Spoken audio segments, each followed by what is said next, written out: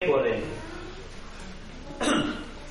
اردو میں آپ جائیں گے، کھائیں گے، آئیں گے، اور جائیں گی، کھائیں گی مؤنث. یہ میں نے سمجھانے کے لیے. اب ہم آیت پڑھتے ہیں.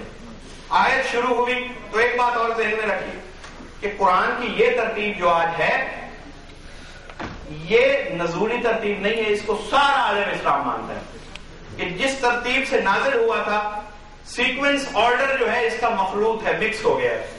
پہلے کی آیتیں بعد میں آ گئی ہیں، بعد کی پہلے. کچھ آ گئی ہیں، کچھ رکھی گئی ہیں جنہوں نے اس کو ترتیب دیا. لیکن یہ قرآن کا معجزہ ہے کہ چھپانے کے باوجود حقائق چمک رہے ہیں لال و جواہرات کی طرح. اور کوئی کتاب یہ معجزہ قرآن کے اس معجزے کا مقابلہ نہیں کرتی. آپ اس کا صفحہ نمبر 1 صفحہ نمبر 10 کے ساتھ جوڑ دیجئے، سبجیکٹ بھی سمجھ نہیں آئے گا. لیکن قرآن میں صفحہ 1 صفحہ 10 سے ملا ہوا ہے، صفحہ 10 صفحہ 500 سے ملا ہوا ہے، لیکن ہر آیت اکائی بن کر بھی ہدایت عطا کر رہی ہے. ارد گرد کا مضمون اور ہے، اچانک دوسرا سبجیکٹ شروع ہو جاتا ہے. یہی آپ دیکھتے ابھی قومیں بنی اسرائیل کا ذکر ہے، آگے کسی اور قوم کا یکدم ذکر ہو جائے گا، آگے یکدم اعمال کا اور احکام کا ذکر شروع ہو جائے گا، شریعت اور فقہ شروع ہو جائے گی. تو لیکن قرآن اتنا مکمل ہے اس کے باوجود، اور سلام ہے عظمت قرآن کو کہ وہ اپنی سچائی چھپانے کے باوجود چھپانے نہیں دیتا. یہی تو معجزہ ہے، ورنہ اس کلام کو معجزہ کیوں کہا جاتا؟ اچھا، یہ طے ہے، سارے عالم اسلام میں طے ہے کہ اس کی ترتیب نزولی نہیں ہے. تو اب کسی بھی آیت میں یہ دیکھنا کہ کون سی دو مختلف مزاج کی آیتیں ملا دی گئی ہیں اور کسی نے بیٹھ کے کسی مقصد سے ملائی ہو کہ اس شکل میں جائے تاکہ بعد میں جو سرسری علم والے ہیں وہ دھوکہ کھا جائیں، لیکن جو حقیقی معرفت رکھنے والے ہیں، قرآن کے قریب ہیں جو لوگ، وہ دھوکہ نہیں کھاتے. تو اب حضور یہی اس بات کو پہلے سارے ذہنوں سے تسلیم کرواتے ہوئے یہ گفتگو کر رہا ہوں کہ قرآن کی ترتیب مخلوط ہے، مکس ہے، یعنی ترتیب نزولی نہیں ہے. اب یہ آیت جب شروع ہوئی تو شروع ہوئی ہے مؤنث کے خطاب میں. وَقَرْنَ فِي بُيُوتِكُنَّ، اے نبی کی بیویوں، اے خواتین. اس میں مخاطب کرنا فی بیوتکن. اگر مردوں سے خطاب ہوتا تو لفظ ہوتا فی بیوتکا، فی بیوتکم. اپنے گھروں میں مردوں تم بیٹھے ہو. عربی میں جب مرد مخاطب ہو تو کم لگتا ہے، عورتیں مخاطب ہوں تو کننا لگتا ہے. کم کی بجائے کاف کے بعد نون آ جاتا ہے، اور مرد ہوں تو میم آ جاتا ہے. تو وَقَرْنَ فِي بِيُوتِكُنَّ وَلَا تَبَرَّجْنَ تَبَرَّجُ الْجَاهِلِيَّةِ الْأُولَى وَأَطِعْنَ اللَّهَ. اور پھر اس میں آگے آیت موجود ہے، اس میں یہ ذکر ہوا کہ تم نماز پڑھتی رہو. وَأَقِیمُوا الصَّلَاةَ. اب مردوں کے لیے یہ تو آیت آپ نے سنی ہوئی ہے نا، وَأَقِیمُوا الصَّلَاةَ. جب مردوں سے بات ہوتی ہے تم نماز قائم کرو اے مردوں، اس میں سارے مخاطب ہوتے ہیں کیونکہ اللہ میجر گروہ مردوں کو مخاطب کرتا ہے اور ذیل میں عورتیں شمار ہوتی چلی جاتی ہیں. تو جہاں سارے مومنوں کو کہا اقیموا الصلاۃ، اے مردوں عورتوں جو مومن ہو صلاۃ قائم کرو، لیکن اقیموا مردوں کے لیے ہے. اور اس جگہ پہ چن کے چند عورتوں سے بات ہو رہی ہے، تو یہاں مردوں والا صیغہ نہیں بولے گا کیونکہ بات اور کسی سے کر ہی نہیں رہا، صرف عورتوں سے کر رہا. اور وہ عورتیں جو رسول کے گھر میں ہیں، امہات نبی سے بات کی. وَأَقِمْنَ الصَّلَاةَ وَآتِينَ الزَّكَاةَ وَأَطِعْنَ اللَّهَ وَرَسُولَهُ، کہ تم اپنے گھروں میں نچلی بیٹھی رہو. وَلَا تَبَرَّجْنَ تَبَرَّجُ الْجَاهِلِيَّةِ، اور جہالت کے زمانے کی طرح بناؤ سنگھار کر کے لوگوں کے سامنے مت نکلو. یہ ڈانٹ ہے یا یہ تعریف ہے؟ لہجہ بھی دیکھیے اور صیغہ بھی دیکھیے، ٹینس بھی دیکھیے اور لہجہ بھی، کہ گھروں میں بیٹھی ہو باقینا، اور قائم کرو اے عورتوں قائم کرو صلاۃ. یہ ایک بڑا مخصوص مقام ہے کہ جہاں صرف عورتوں سے کہا. عام جگہوں پہ اقیموا الصلاۃ، اے مردوں نماز قائم کرو، اے مومنوں اکثریت مردوں کو قرار دے کر بات کی گئی. اور یہاں اقیمنا الصلاۃ، تم نماز بھی قائم کرو اے نبی کی بیویوں، وآتینا الزکات، اور زکات بھی دیتی رہو، وأطیعنا اللہ ورسولہ، اور تم اطاعت کرتی رہنا اللہ کی اور رسول کی۔ اچھا یہ آیت، اس کے بعد ایک چھوٹا سا وقف لگا ہوا ہے جس کو توئے کا وقت کہتے ہیں، اور جو تھوڑا سا تجوید کا علم رکھتے ہیں آپ کسی عالم سے جا کے پوچھ لیں، آیتوں میں کئی جگہ پہ درمیان میں توئے، کہیں میم کہیں عین کے الفاظ، ان کے مفہوم ہیں، یہ ایسے نہیں لگے ہوتے، اگر ان کو بدل دے تو آیت کا مطلب ہی بدل جاتا ہے۔ تو توئے جہاں آ جائے وہاں پچھلی آیت کو، پچھلے مضمون کو، سینٹنس کو اگلے سینٹنس سے اگر ملا دے تو معانی غلط ہو جائیں گے۔ یہ قاعدہ ہے قرآن کا، صرف اہل تشریح کا نہیں، تمام علماء قرآن مانتے ہیں کہ جہاں توئے لگا دیا جائے ایک جملے دو جملوں کے درمیان، وہاں کیا ہوتا ہے کہ اگر پچھلے جملے کو اگلے جملے سے ملا دیں گے معانی میں تو معانی نکلے گا ہی نہیں۔ اچھا اب اللہ نے خطاب شروع کیا، اے نبی کی بیویوں گھروں میں بیٹھی رہو، اپنا بناؤ سنگار جہالت کے زمانے کی طرح مت کرو کہ لوگ تمہیں دیکھیں، اور نماز پڑھتی رہو، زکات دیتی رہو، اور اللہ اور رسول کی اطاعت میں پابند رہو، یہ کہا۔ اور توئے کے بعد اب جنہوں نے قرآن اکٹھا کیا اب انہیں یہ اچھا لگا کہ یہاں یہ آیت رکھتے، لیکن اس قاعدہ و کلیہ کو چھپا نہ سکے جس کا میں نے پہلے عرض کیا۔ یہاں مخاطب ہیں عورتیں، اب اگلے فقرہ میں یکدم مرد مخاطب ہیں، انما یرید اللہ لیذھب عنکم الرجس اہل البیت ویطہرکم تطہیرا۔ قرآن بول بول کے کہہ رہا ہے کہ پچھلا فقرہ اللہ کسی خاص گروہ سے کر رہا ہے کہ جو صرف عورتیں ہیں، اور یہ فقرہ جن کے لیے طہارت آئی ہے اس میں عورتیں تھوڑی ہیں مرد زیادہ ہیں۔ اب چادر کے نیچے گن لو، سیدہ ایک ہے، 4 مرد ہیں رسول سمیت، تو اس لیے اللہ نے یہاں صیغہ مذکر کا بولا، علیکم انما یرید اللہ لیذھب عنکم الرجس اہل البیت۔ اگر یہاں رسول کی بیویاں چادر میں ہوتی تو تعداد گنے، 9 بیویاں، 10ویں سیدہ، 10 خواتین ہو جاتی، 4 مرد ہو جاتے۔ آیت پہ واجب تھا کہ وہ کہتی انما یرید اللہ لیذھب عنکن الرجس، کہ عورتیں زیادہ ہیں مرد تھوڑے ہیں۔ جو پچھلا لہجہ تھا انکنہ والا اس کو چھوڑ دیتا، کیونکہ وہاں تو مخاطب ہی عورتیں تھیں، وہاں یہ 5 نہیں تھے، اس لیے انہیں یہ ڈانٹ پڑائی کہ گھروں میں بیٹھی رہو، اطاعت کو یاد رکھو، نماز کو قائم کرو۔ اور یہ لائق تعریف گروہ تھا جس میں ایک خاتون تھی، 5 مرد تھے، اس لیے مذکر کا صیغہ بول کے کہا کہ اے اہل بیت تم میں ایک سیدہ ہے، 4 مرد ہیں، ہم نے تمہیں ایسا پاک کر دیا کہ جیسا پاک کرنے کا حق ہوا کرتا ہے۔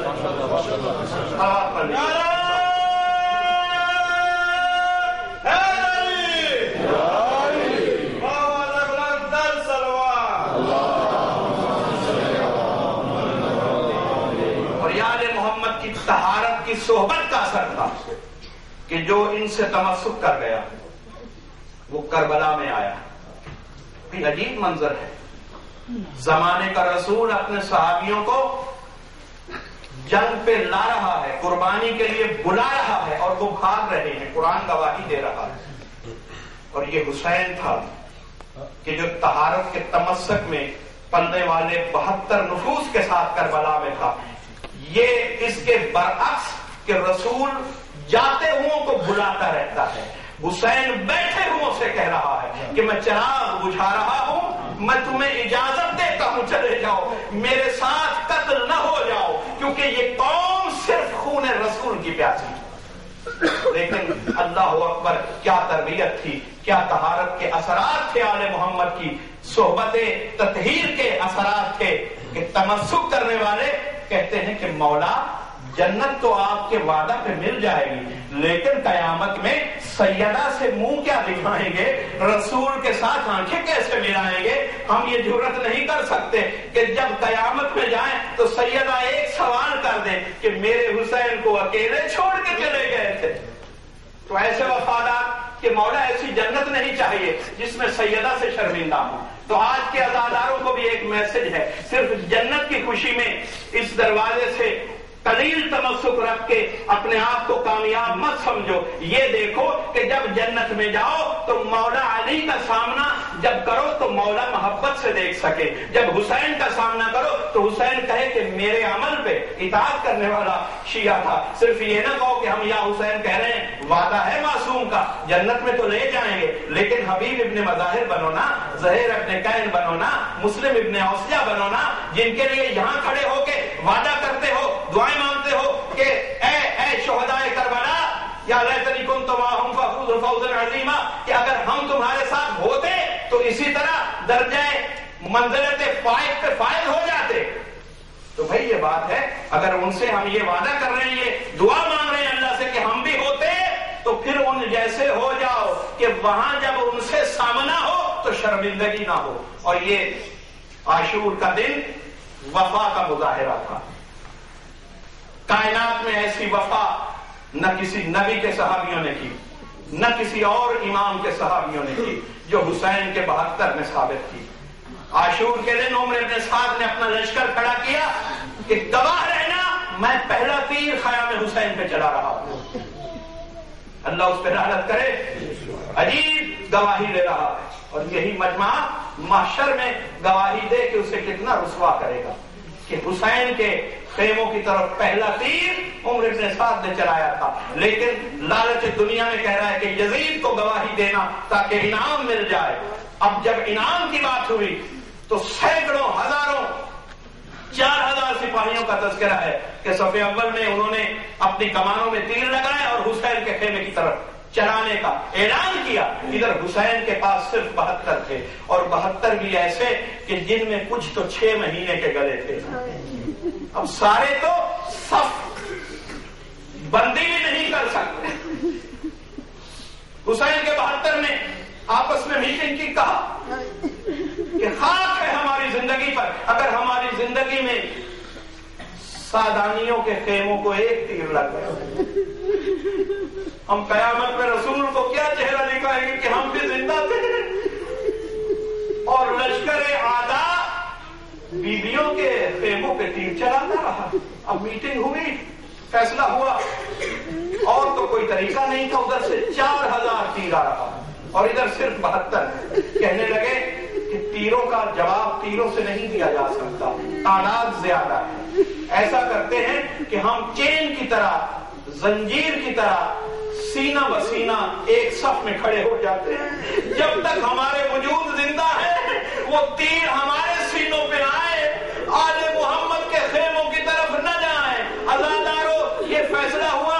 اب جہاں تک اس خیام حسینی کے اس فرنٹ کو سینوں میں پر کیا، 72 نفوس کھڑے ہو گئے. جہاں جگہیں بچ گئی وہاں اپنے گھوڑے کھڑے کر دیے. اب سلام ہے، ایک ذوالجناح وہاں وفا کا مظاہرہ نہیں کر رہا تھا. ہر صاحب اصحاب حسینی اپنے راہوار کی وفا کا مظاہرہ دکھا رہا تھا. اور یہ معرفت تھی، حیوانوں کی معرفت کربلا میں اتنی بلند تھی. آج کے انسانوں سے افضل تھے وہ حیوان، اسی لیے ہم انہیں سلام کرتے ہیں کہ جو حجت خدا کو پہچان رہے تھے. انہوں نے میدان کو حیوانوں نے بھی نہیں چھوڑا. بس عزادارو وہاں گھوڑے ہیں، راہوار ہیں، ادھر سینے ہیں. اب تیر چلتے رہے. بہت دیر کے بعد لشکر یزید کی طرف سے تیر آنے بند ہو گئے. اب جب تیر تھمے نا، میرے مولا چلے معائنہ کرنے کے لیے کہ دیکھیں کون کون زندہ ہے، کون کون زخمی ہے، کون کون شہید ہو گیا. کہ ایک طرف سے ایک کنیز کے رونے کی آواز سنی.